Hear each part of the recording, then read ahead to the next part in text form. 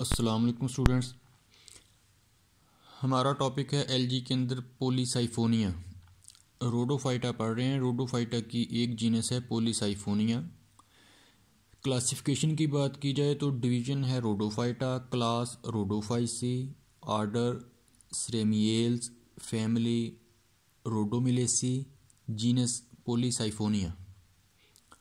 Siphon कहते हैं एक पतली ट्यूब को जिसके अंदर से कोई चीज़ लिक्विड गुजर सके। तो पॉलीसाइफोनिया क्योंकि इस प्लांट बॉडी की ये जो प्लांट बॉडी है मुख्तलिफ ट्यूब्स नुमा स्ट्रक्चर्स पर मुश्तमिल होती है, तो इसलिए इसको पॉलीसाइफोनिया कहा जाता है।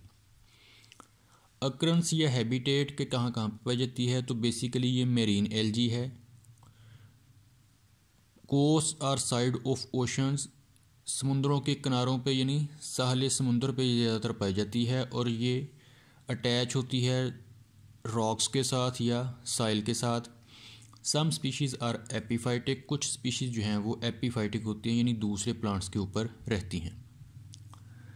प्लांट बॉडी की बात की जाए कि मेन प्लांट बॉडी कितने हिस्सों पर मुश्तमिल होती है, तो वो बेसिकली 4 हिस्सों पर मुश्तमिल होती है। अटैचमेंट डिस्क जो है वो anchor to substrate, plant body को सबस्ट्रेट के साथ एंकर करके जोड़ के रखती है। सबस्ट्रेट उस डिस्क का जो नीचे वाला हिस्सा है उसको राइजाइडल पोर्शन राइजाइड की तरह का होता है जो कि अनसेप्टेट होता है, यानी उसके अंदर कोई सेप्टम नहीं होता। अटैचमेंट डिस्क से ऊपर जो इरेक्ट सिस्टम होता है उसको इरेक्ट सिस्टम या वर्टिकल पोर्शन कहा जाता है। वो इरेक्ट होता है, ब्रांच्ड होता है यानी शाखों पर मुश्तमिल होता है। सेंट्रल एक्सिस जो स्टेम लाइक स्ट्रक्चर है उसको सेंट्रल एक्सिस कहते हैं, जो कि साइफोन होता है। साइफोन के वो एक ट्यूब नुमा सिलेंड्रिकल स्ट्रक्चर होता है। उस साइफोन के बाहर एक और पोर्शन पेरीसेंट्रल साइफोन होता है और ये फिलामेंटस बॉडी होती है, यानी सेल्स मिलकर फिलामेंट लाइक स्ट्रक्चर बनाते हैं।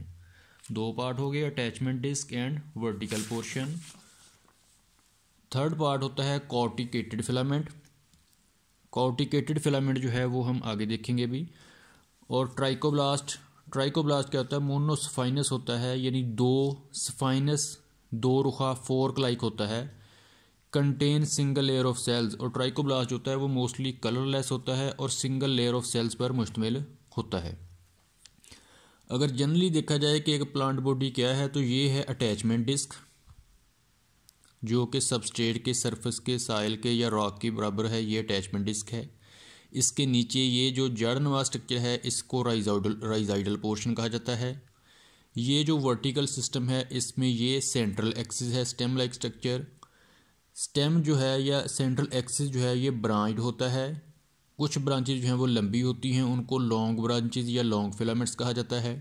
कुछ ब्रांचेज जो हैं वो छोटी होती हैं, उनको शॉर्ट ब्रांचेज या शॉर्ट फिलामेंट्स कहा जाता है।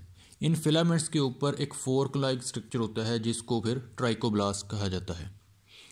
इसी को थोड़ा सा डिटेल में देखा जाए तो ये जो सेंटर में सेल्स हैं ब्लू कलर के, ये शो करवा रहे हैं सेंट्रल साइफोन को या सेंट्रल एक्सिस को। इसे कहा जाता है सेंट्रल साइफोन या सेंट्रल एक्सिस। ये आगाज़ कहाँ से होता है इसका, अटैचमेंट डिस्क से। अटैचमेंट डिस्क के नीचे क्या है, राइजाइडल पोर्शन। अब ये जो ब्लू लाइनें हैं या ब्लू जो सेल्स हैं ये सेंट्रल साइफोन बनाता है, और ये जो सेंट्रल साइफोन है इसके दोनों अतराफ में लेयर्स होती हैं सेल्स की, 1 2 3, वो हर स्पीशीज़ में मुख्तलिफ लेयर्स होती हैं। तो ये जो सेंट्रल साइफोन के इर्द गिर्द सेल्स होते हैं इनको पेरीसेंट्रल साइफोन कहा जाता है। कि एक सेंटर में ये ट्यूब है, ये दोनों साइडों पे साइफोन्स हैं, इनको जो साइडों पे हैं इनको पेरीसेंट्रल साइफोन कहा जाता है। ये सेंट्रल साइफोन के ऊपर से फिर ये डिवाइड हो जाता है, ब्रांच हो जाता है। कुछ लॉन्ग फिलामेंट्स बनाते हैं, कुछ शॉर्ट फिलामेंट्स बनाते हैं। In long and short filaments के इर्द गिर्द भी पेरीसेंट्रल साइफोन्स मौजूद होते हैं। यहाँ मैंने बनाए नहीं हैं लेकिन वो थ्रू आउट दी बॉडी मौजूद होते हैं। और इन शाखों के एंड पे जाके ये फोर्क लाइक स्ट्रक्चर होता है जो कि ट्राइकोब्लास्ट कहलाता है।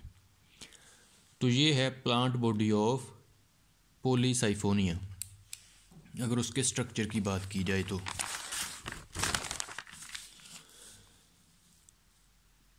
फिर है ग्रोथ ऑफ पॉलीसाइफोनिया, कि ग्रोथ कैसे होती है। तो ये है जी अटैचमेंट डिस्क। यहाँ से ग्रोथ स्टार्ट होती है तो सबसे पहले ये जो सेल हैं ये डिवाइड होते हैं और सेंट्रल साइफोन जो है वो बनता जाता है ऊपर को। जो पुराने सेल्स होते हैं, ओल्डर सेल्स, वो नीचे होते हैं।